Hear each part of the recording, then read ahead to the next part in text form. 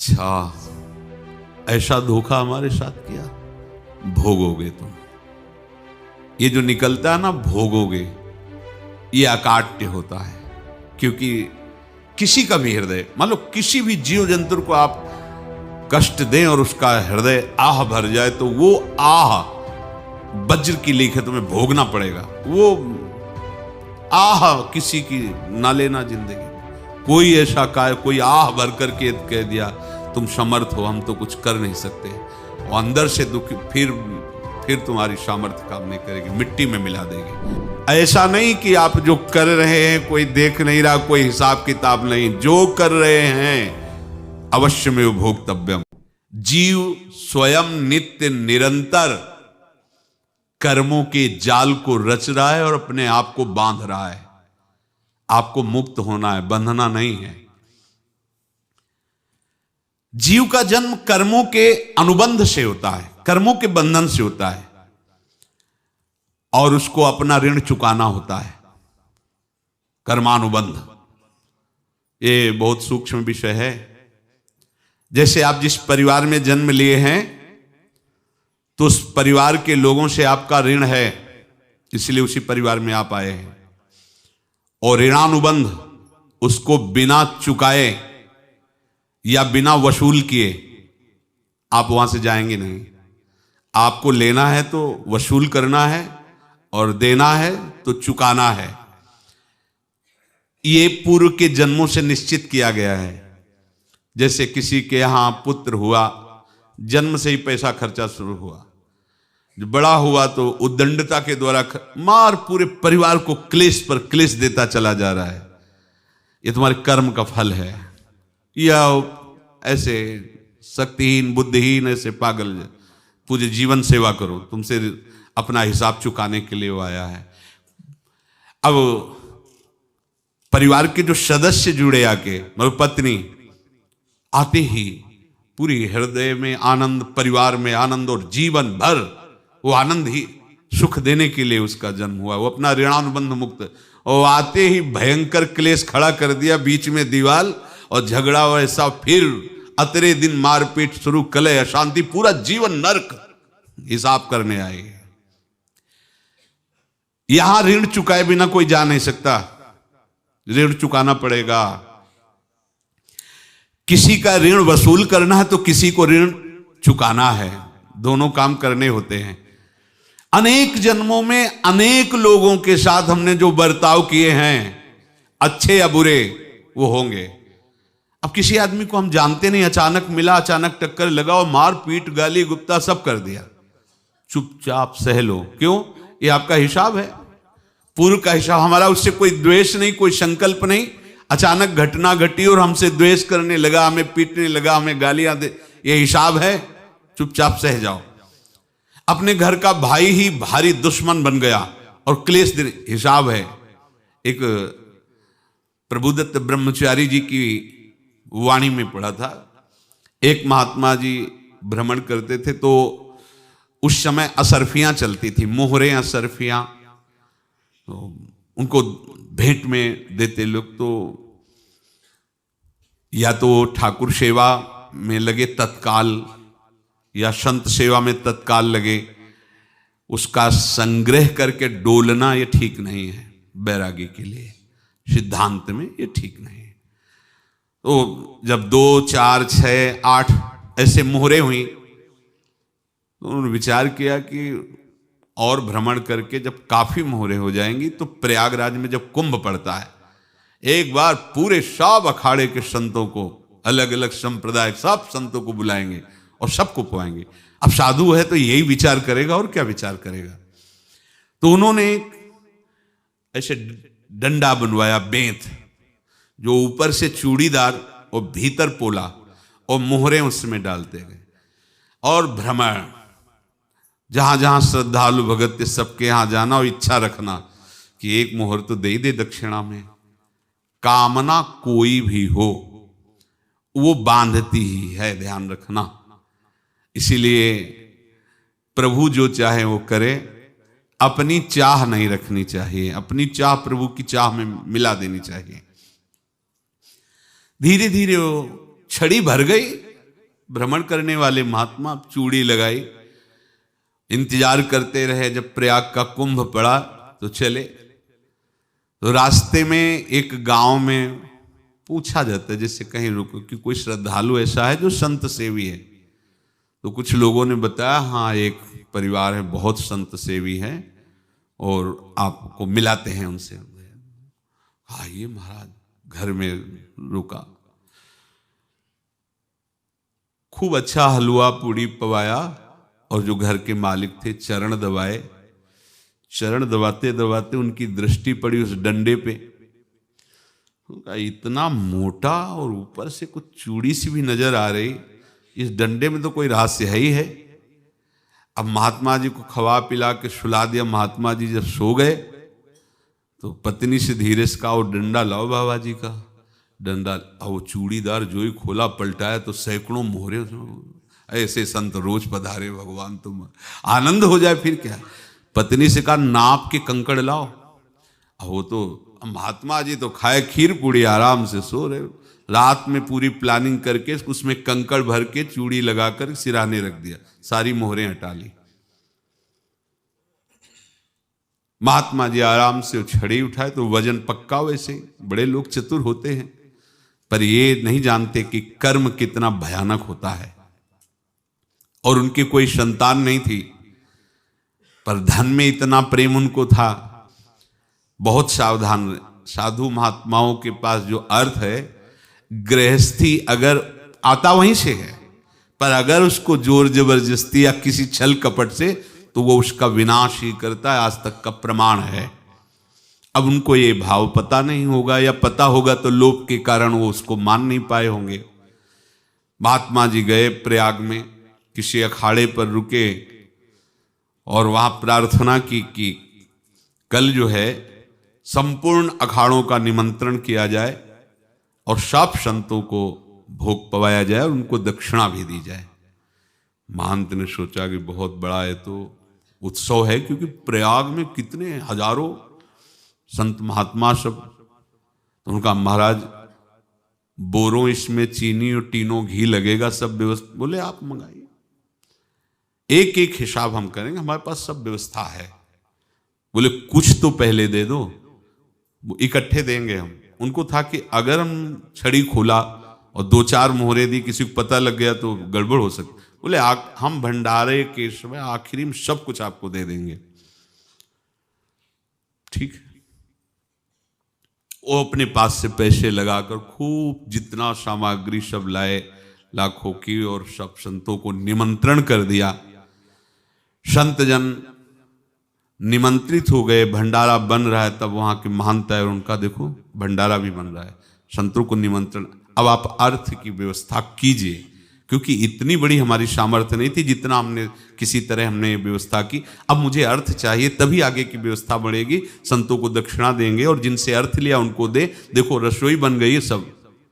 उनका छत में विश्वास नहीं तो ये अभी चूड़ी खोली। उनको तो था ना कि मोहरे हैं कंकड़। तो अब जैसे कितना उनको सदमा लगा होगा, हजारों संतों का निमंत्रण, रसोई बन, मतलब संत हो के छल कपट।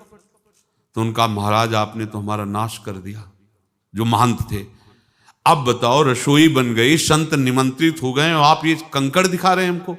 आपने तो हमें बर्बाद कर दिया, हमारी इतनी सामर्थ्य नहीं थी, आप पहले बता देते। संत होकर ऐसा छल कपट। अब वो बोले तो क्या बोले, क्योंकि उनको पता था कि मोहरे हैं इसमें। अंदर से उनका चिंतन गया उसी सेठ के पास, अच्छा ऐसा धोखा हमारे साथ किया, भोगोगे तुम। ये जो निकलता है ना भोगोगे, ये अकाट्य होता है। क्योंकि किसी का भी हृदय, मान लो किसी भी जीव जंतु को आप कष्ट दें और उसका हृदय आह भर जाए, तो वो आह वज्र की लेख है, तुम्हें भोगना पड़ेगा। वो देखो भीष्म जी को भोगना पड़ रहा है ना। सांप को ऐसे धनुष की नोक से उठाया और बंबूल के कांटों के ऊपर फेंक दिया, कई दिन तक शेदा हुआ, वो आह भर करके मरा। तो आपको 6 महीने बाणों की सैया पर आह किसी की ना लेना जिंदगी में। कोई ऐसा कोई आह भर करके कह दिया तुम समर्थ हो, हम तो कुछ कर नहीं सकते। और अंदर से दुखी, फिर तुम्हारी सामर्थ्य काम नहीं करेगी, मिट्टी में मिला देगी। फिर ये तो संत थे और भगवत आराधना के लिए, संत आराधना के लिए ही ऐसा किए हुए थे। अब इनका कैसे मुंह दिखाएं, अब क्या करें। सुबह संत जन आएंगे, सबके बीच में हमारी कि देखो इन्होंने, अब क्या करें। गए और संगम में जाके छलांग लगाई, अपने प्राण त्याग दिए। अब उनके तो पास मोहरे थी और व्यापार बढ़ा और 9-10 महीने बाद ही लड़का हुआ। अब तो उनको कि संत फलीभूत हो गया। देखो व्यापार चल रहा, लड़का नहीं होता था, लड़का भी हो गया, बड़ा आनंद छा रहा है। जब से वो प्रकट हुए और धन की वृद्धि शुरू हो गई, पढ़ाई लिखाई में उनके खर्चा हुआ सब, बस बीमारी शुरू हो गई उनके शरीर में। अब उसमें पैसा जाना शुरू हुआ। इतने आसक्त तो वो दोनों हो गए कि कुछ भी हो, व्यापार ठप, संपत्ति बेचना शुरू। तो उन्होंने कहा कि बेटा मैं क्या कर सकता हूं तुम्हारे लिए। बोले हमारी अंतिम इच्छा है प्रयाग चलो, और जितने प्रयाग में संत महात्मा सबको एक बार भंडारा करवाओ, हमारी इच्छा अंतिम है। क्योंकि अंतिम यही इच्छा थी। तो बोले अब ज्यादा संपत्ति तो नहीं रह गई। तो बोले घर बेच दो, मेरे लिए ही तो है, बेच दो। मुझे लगता मैं बचूंगा नहीं, पर मेरी अंतिम इच्छा पूर्ण कर दो। घर बेच दिया, जेवर बेच दी। वहां गए, जब संत सेवा की तो बोले मुझे संगम तक ले चलो। संगम तक ले गए और बोले समझे तुम चुराए थे और हमने उसको छीना है, कुछ नहीं रह गया तेरे पास कुछ, अब केवल ममता और आसक्ति में जल कर मर और नरक प्राप्त कर। मैं वही महात्मा हूं जिसकी तूने मोहरे ली थी, शरीर छोड़ दिया। महात्मा को जन्म लेना पड़ा और इनको दुर्गति भोगनी पड़ी। ऋणानुबंध होश में, ऐसा नहीं कि आप जो कर रहे हैं कोई देख नहीं रहा, कोई हिसाब किताब नहीं, जो कर रहे हैं अवश्य में भोक्तव्यम, बहुत सावधान। अनेक जन्मों में अनेक लोगों से जो कुछ लिया दिया है, इस लेने देने को मिटा देने के बाद ही तुम मुक्त हो गए। इसीलिए एक उपाय है, लेना न देना मगन रहना। क्या? मालिक को समर्पित हो जाओ, मालिक को अपना माना हुआ समर्पित कर दो, खत्म। अहम त्वाम स्वरूपापेभ्यो मोक्षयिष्यामि, सब खत्म। आगे पीछे लेना देना सब खत्म। एकादश स्कंद में भगवान श्री कृष्णचंद्र जी ने कहा जो मेरे चरणों का आश्रय लेकर भक्त मेरा भक्ति करता है, उसके पितृ ऋण, मातृ ऋण, देव ऋण, ऋषि ऋण, सब ऋणों से मैं मुक्त कर देता हूं। बस यही एक उपाय है जो इसके बंद करने का उपाय भक्तों के लिए है, वो यही है, भगवान की शरण में होकर अपना माना हुआ पूरा भगवान के अर्पित कर दो। अर्पित करने का तात्पर्य उसमें अहम हटा दो। तो दियम वस्तु गोविंदम तुभ्यमेव समर्पय। जिनसे तुमने सेवा करवाई है उनकी सेवा करनी पड़ेगी, जिनसे तुमने जो कुछ लिया है उनको देना पड़ेगा। ये लेने देने का व्यापार जब तक समाप्त नहीं होगा तब तक तुम्हारा जन्म मरण चलता रहेगा। अब आपको यहां समझना है, यदि आपसे किसी ने पैसे लिए बेईमानी करके नहीं दे रहा है तो आप उसको गाली मत दीजिए, आपने बेईमानी की थी इसलिए आपकी बेईमानी हुई है, ले गया, कोई बात नहीं है, बंधन से मुक्त हुए, जो बोझा था चला गया। उसको ऐसा ना देखे कि ये बेईमान हमारे रुपए मार लिए, अब जो कुछ होगा देखेंगे। अगर आप आगे नया कुछ करते हैं तो फिर आगे का हिसाब आपको भोगना पड़ेगा, ध्यान रखना। ऐसा नहीं है कि आपको भोगना नहीं पड़ेगा।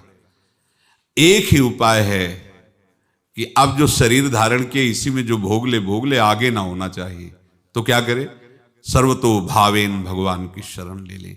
ये तो सर्वाणि कर्माणि मयि सन्न्यस्य मत्पराहा अनन्ये नैव योगेन माम ध्यायन्तु उपासते तेषाम् अहं समुद्धर्ता मृत्यु संसार से। ये बड़ा कठिन है पार होना, कोई छोटी मोटी बात है।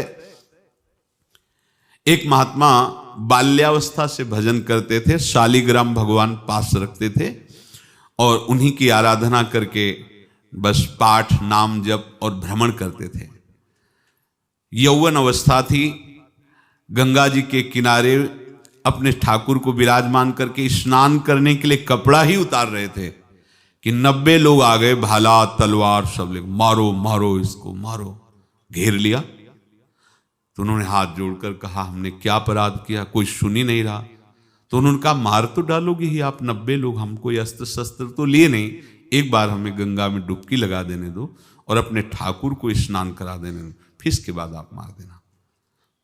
भगवत इच्छा से वो लोग रुक गए, स्नान किया और अंदर से प्रार्थना की, प्रभु ये क्या लीला है आपकी, आपके सिवा मेरा कोई है नहीं और ये मुझे मारना चाहते हैं। तो भगवान ने जानते हो क्या कहा उनके अंतर में, तुम मेरे में ध्यानस्थ हो करके शरीर को छोड़ो, ये लोग मारेंगे।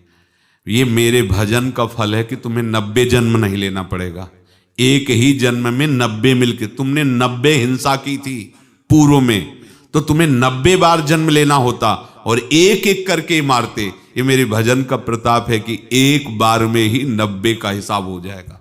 तुम आंख मूंदो, मेरे ध्यान में मगन रहो, मेरे प्रताप से तुम्हें कोई चोट नहीं होगी और स्वाभाविक मूर्छावस्था में प्राण तुम्हारे छूट जाए। ऐसा ही हुआ, ऐसा हुआ। तो ये बात समझ लो कि ये जो कर्मानुबंध है, ऋणानुबंध है।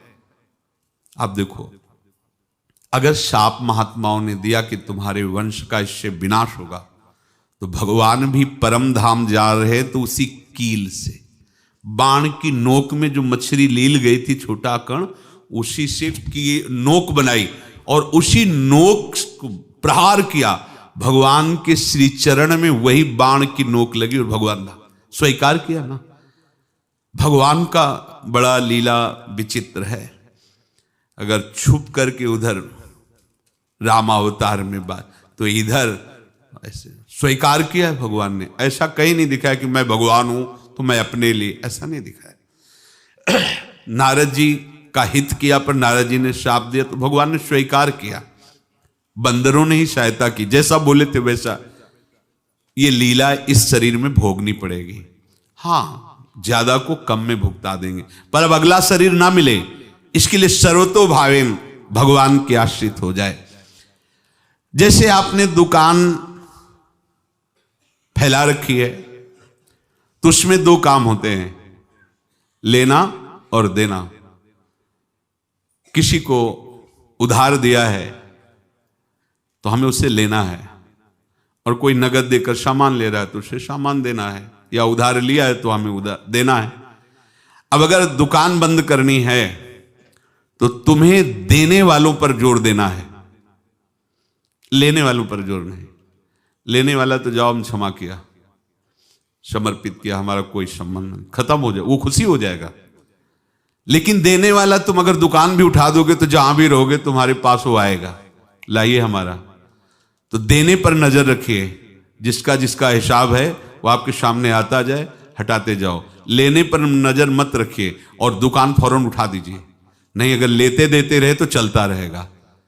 आगे चलकर कुछ लेना न देना, मगन रहना बस अपने प्रभु के चिंतन में। अब हम कैसे जाने कि किसको क्या देना है, हमें क्या पता? तो हम पूरा हिसाब जिनको पता है उनको दे देते हैं, समझ रहे हो? उनको पता है क्या लेना है क्या देना है, तो इनके पास पहुंच गए, सरकारी हिसाब से सब बराबर कर देंगे। हमको अपनी जिम्मेवारी इनकी चरणों में समर्पित कर देना है, तभी हम जीवन मुक्त होंगे। ये रहस्य की बात है। प्रभु कह रहे हैं, यस्य सर्वे समारंभाः काम संकल्प वर्जिताः ज्ञानाग्निदग्ध कर्माणं तमाहु पंडितम बुधाः। जिसके संपूर्ण कर्मों के आरंभ संकल्प और कामना से रहित हैं, तथा जिसके संपूर्ण कर्म ज्ञान रूपी अग्नि से जल गए हैं, उसको ज्ञानी जन भी पंडित कहते हैं, बुद्धिमान कहते हैं। पूज्य श्री भाई जी महाराज कह रहे हैं, जैसे वहां ज्ञानाग्नि से दग्न कह रहे हैं, तो अपने वृंदावन वासियों का प्रेमाग्नि से सब कर्म संस्कार दग्न होते हैं। जिस समय आपके हृदय में भगवत प्रेम का प्रादुर्भाव होगा तो लेश मात्र कभी तुम्हें दुख नहीं भोगना पड़ेगा। प्रेम का प्रादुर्भाव होते ही दुख का नाश हो जाता है। महासुख।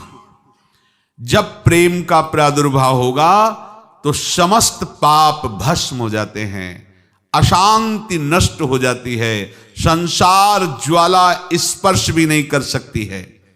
जब भगवत प्रेम का प्रादुर्भाव होता है तो हो सकता है उस उपासक के जीवन में दुखों का पहाड़ टूट पड़े, परिवार खिलाफ, शरीर रोगी, अव्यवस्था, बहुत बहुत कुछ, सब कुछ। कह रहे हैं इतना सब होने पर भी उसके हृदय में कोई भी दुख नहीं होता। ऐसा सामर्थ्य